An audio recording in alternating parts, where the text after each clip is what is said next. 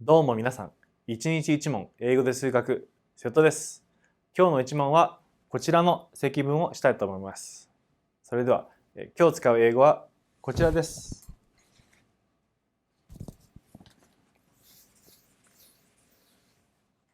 Alright, so to compute this integral, we will need to use a trig identity of the following form.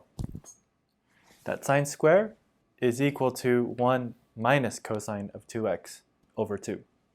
There's a similar identity for cosine squared, and instead of the minus sign, it's a plus sign.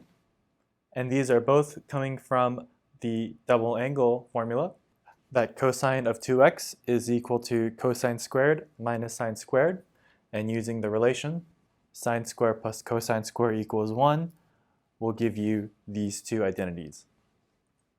So substituting the identity, we can factor out this 1/2, and then we integrate as usual.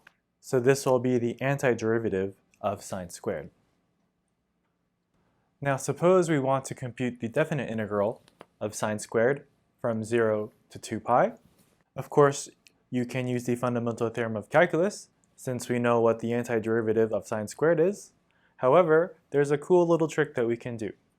If we notice that this is equal to cosine squared from 0 to 2 pi, sine and cosine are essentially the same function on the interval 0 to 2 pi, just shifted pi over 2 from each other.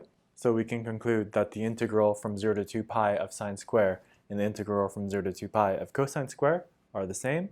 So 2 times the integral of sine squared from 0 to 2 pi, which will be sine squared plus sine squared, but we know that we can replace this integral with cosine squared.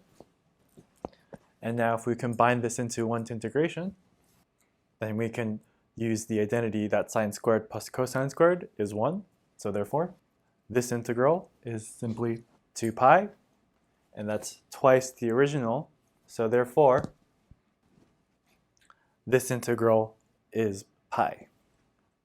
Thank you very much, and please subscribe to our channel.